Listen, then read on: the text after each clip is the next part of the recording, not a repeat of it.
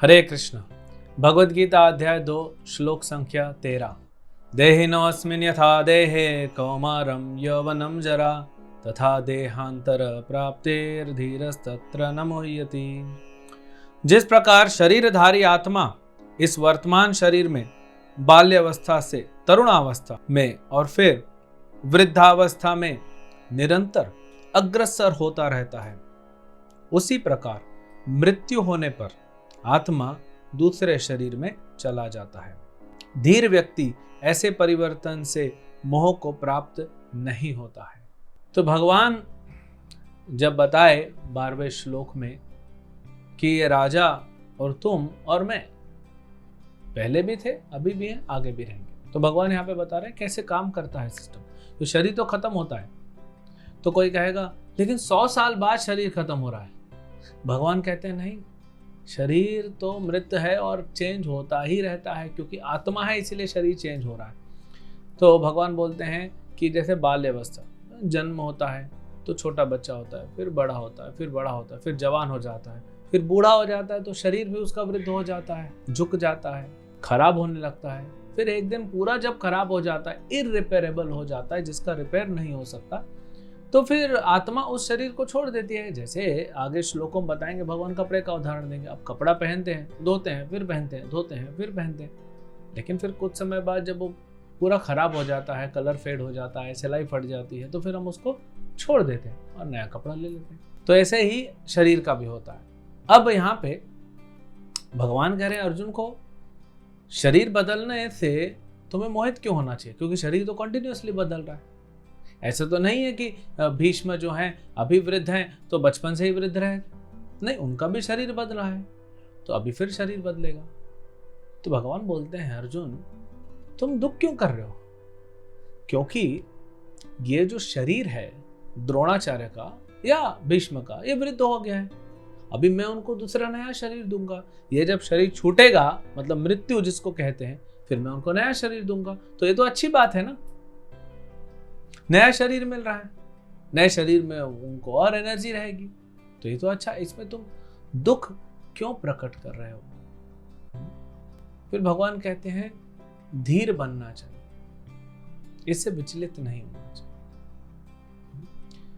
आत्मा और भगवान दोनों सेम है। कैसे? दोनों क्वालिटी में सेम है, मतलब दोनों आध्यात्मिक है, स्पिरिचुअल है। लेकिन जीव जो है, आत्मा जो है, वो क्षर कहलाती है और भगवान अक्षर कहलाते हैं। क्षर मतलब जो जिसका पतन हो सकता है। जैसे हम सब इस भौतिक संसार में, हमारा पतन हुआ है तभी इस संसार में है। भक्ति करके वापस जा रहे हैं, नहीं तो हमारा पतन हो गया।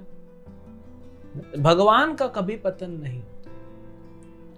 तो ये धीर पुरुष समझता है, क्योंकि आत्मा तो आध्यात्मिक है, तो आत्मा की तो कभी मृत्यु हो ही नहीं सकती। आज वैज्ञानिक भी कहते हैं कि शरीर जो है वो परिवर्तन होता है।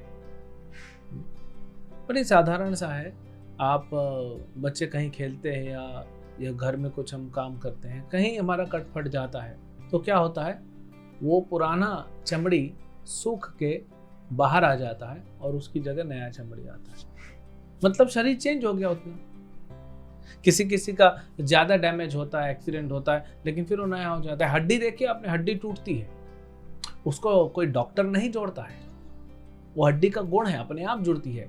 प्लास्टर तो हम इसीलिए लगाते हैं कि उसको स्टेबल रखे, नहीं तो फिर टेढ़ा जुड़ जाएगा तो हाथ हमेशा टेढ़ा ही रहेगा। तो इसीलिए उसको सीधा रखना पड़ता है और उसमें हड्डी जुड़ती है। तो ये हड्डी भी जुड़ रही, मतलब ग्रोथ हो रहा है, मतलब नए नए सेल्स बनते जा रहे हैं।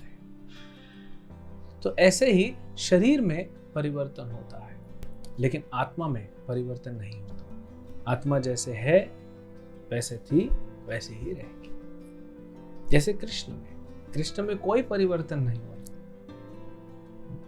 कृष्ण जब युद्ध भूमि में थे तो उनकी उम्र 100 साल से ऊपर थी, भौतिक कैलकुलेशन से। लेकिन कृष्ण वृद्ध नहीं होते। कभी नहीं देखा होगा आपने भगवान कृष्ण, भगवान राम सफेद दाढ़ी, बाल सफेद हो गए, नहीं, झुर्रियां आ गई, क्योंकि भगवान का शरीर नहीं है, वो चिन्मय शरीर है। वो आध्यात्मिक है, हमारा शरीर भौतिक है, इसीलिए इसमें परिवर्तन होता है। तो इस हिसाब से, क्वालिटी के हिसाब से भगवान और जीव सेम है, लेकिन दोनों का लेवल अलग है। एक अणु है, एक विभु है। जैसे समंदर की एक बूंद, उसको टेस्ट करेंगे, वही पूरा केमिकल फॉर्मूला आपको मिलेगा समंदर में, लेकिन समंदर की एक बूंद को कहीं डालेंगे, फेंक देंगे तो कुछ नहीं होगा, खत्म हो जाएगा। लेकिन समुंदर जब आता है तो पूरा सुनामी लेके आता है। ये फर्क है। जैसे अगर रात को पूर्णिमा का चांद है और बहुत सारे तारे टिमटिमा रहे हैं, आपने एक आईना रख दिया बड़ा, तो उसमें रिफ्लेक्शन आता है, चांद का भी, बहुत सारे सितारों का, तो दोनों का ही रिफ्लेक्शन आ रहा है। वो सितारे जो हैं वो जीवात्मा है, और चंद्र जो है उसका कंपैरिजन कृष्ण से किया गया, तो क्वालिटी दोनों की सेम है। तो आत्मा और परमात्मा या भगवान, इनका कभी विनाश नहीं होता, इनमें कोई बदलाव नहीं होता। और ये शरीर, ये भौतिक पदार्थ, आप कोई भी भौतिक पदार्थ ले लें, आप अपना शरीर ले लें, अपने कपड़े ले लें, अपनी गाड़ी, अपना मोबाइल, अपना घर, ये सब परिवर्तित होता रहता है, क्योंकि पूरी सृष्टि भूत्वा भूत्वा प्रलीयते, ये बार बार बनती है सृष्टि और बार बार इसका नाश होता है, फिर बनता है, फिर नाश होता है, ये चलते रहता है। तो भौतिक मतलब इसमें परिवर्तन होता रहेगा। तो अगर भौतिक परिवर्तन को देख के हमें मोहित क्यों होना चाहिए, वैसे ही किसी की मृत्यु देख के भी मोहित नहीं होना चाहिए। परिवर्तन है ना। अगर आपने नया गाड़ी खरीदा, कोई आपसे पूछता है कि पुराना गाड़ी कहाँ गया, अरे बहुत पुराना हो गया था, बहुत रिपेयर करा दिया, बहुत महंगा पड़ रहा था, इसीलिए उसको बेच दिया और नया लेके आ गए पैसा डाल के। तो ये अच्छी बात है कि नहीं है? तो ऐसे ही जब भगवान देखते हैं शरीर पुराना हो गया है, तो भगवान उसको चेंज करवा देते हैं। तो परमात्मा और आत्मा जो है वो दूसरे शरीर में चले जाते हैं। इसलिए मृत्यु को मोक्ष भी नहीं कहते। मृत्यु से विचलित नहीं होना चाहिए, क्योंकि वो आगे की जर्नी है।